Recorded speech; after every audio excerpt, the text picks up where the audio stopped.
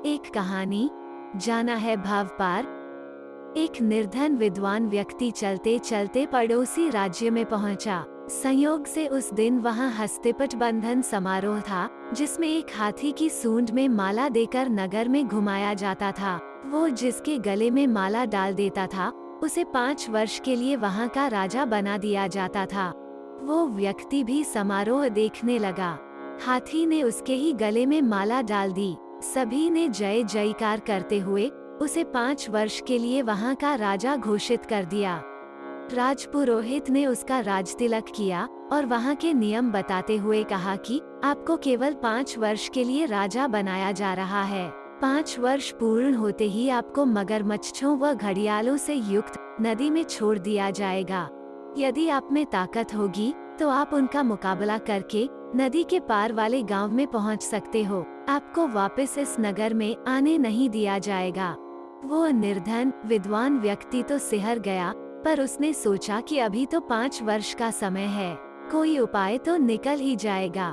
उसने 5 वर्ष तक विद्वत्ता पूर्वक राज्य किया। राज्य की संचालन प्रक्रिया को पूरे मनोयोग से निभाया और इस प्रकार केवल राज्य पर ही नहीं, लोगों के दिलों पर भी राज्य करने लगा। जनता ने ऐसा प्रजा वत्सल राजा कभी नहीं देखा था। 5 वर्ष पूर्ण हुए। नियमानुसार राजा को फिर से हाथी पर बैठाकर जुलूस निकाला गया। लोगों की आंखों से आंसुओं की झड़ी लग गई। नदी के तट पर पहुंचकर राजा हाथी से उतरा। राजपुरोहित ने कहा कि अब आप नदी पार करके दूसरी ओर जा सकते हैं।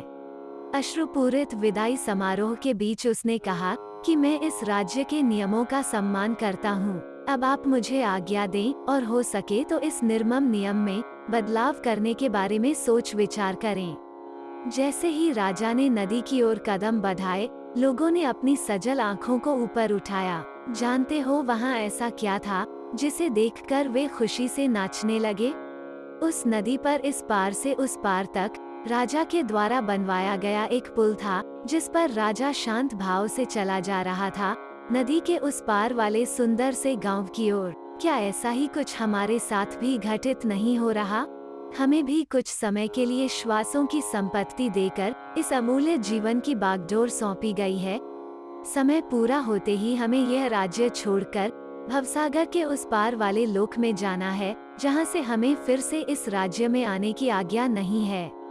यदि हमने धर्म ध्यान का पुल नहीं बनाया तो हम मगरमच्छों व घड़ियालों से युक्त नरकों में डाल दिए जाएंगे और उनका ग्रास बन जाएंगे। और अगर हम शांत भाव से भवसागर के उस पार वाले लोक में जाना चाहते हैं तो अभी से वो पुल बनाने की शुरुआत कर देनी चाहिए, क्योंकि आयु काल पूरा होने के बाद जाना तो निश्चित ही है। जय श्री राम।